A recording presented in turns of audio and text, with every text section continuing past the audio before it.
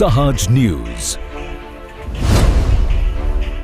અમરેલી નગરપાલિકા ચૂંટણીમાં ભાજપનો ઝંઝાવાતી પ્રચાર।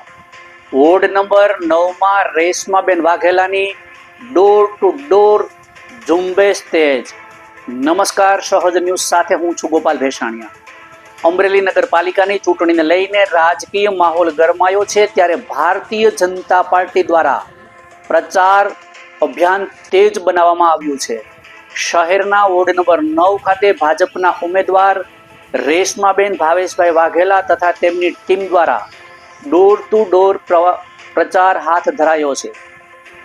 મતદારોના ઘરે પહોંચી ભાજપ સરકાર દ્વારા થયેલા વિકાસના કામોની માહિતી આપવામાં આવી હતી, તેમજ વિકાસની રાજનીતિને આગળ ધપાવવા ભાજપને સમર્થન આપવા અપીલ કરવામાં આવી હતી। પ્રચાર દરમિયાન રેશમાબેન ભાવેશભાઈ વાઘેલાએ જણાવ્યું હતું કે અમરેલી શહેરના સર્વાંગીક વિકાસ માટે ભાજપના ચારેય ઉમેદવારોને જંગી બહુમતીથી જીતાડવા જરૂરી છે।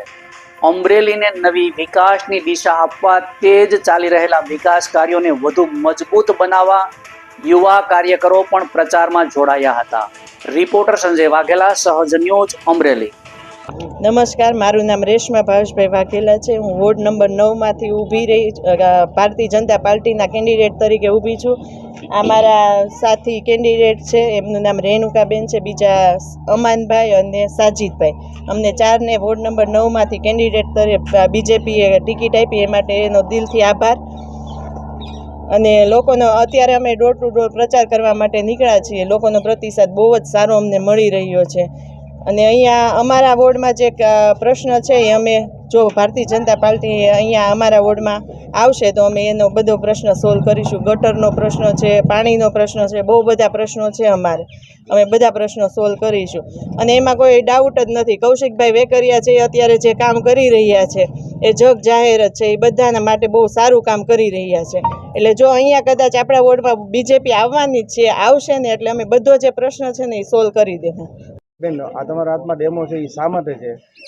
અમે જે લોકો મતદાન કરવા જાય એ લોકોને ઇઝી પડે એના માટેનું છે। આ જે છે એ ડેમો જ છે, આવું જ ત્યાં મત દેવા માટે હોય છે। 2 નંબર, 9 નંબર, 10 ને 11 ચારે અમારા વોર્ડના કેન્ડિડેટના નંબર છે, એટલે અમે એ રીતનો ડેમો તૈયાર કર્યો છે કે સામે આ બટન, આ ચારે નંબરના બટન દબાવવાના, છેલ્લે યલો કલરનું બટન દબાવવાનું, તો જ તમારો મત રજીસ્ટર થાય। એટલે લોકોને આ રીતે સમજાવીએ તો ઇઝીલી ખબર પડે, એટલા માટે અમે આ ડેમો લઈને સાથે નીકળ્યા છીએ।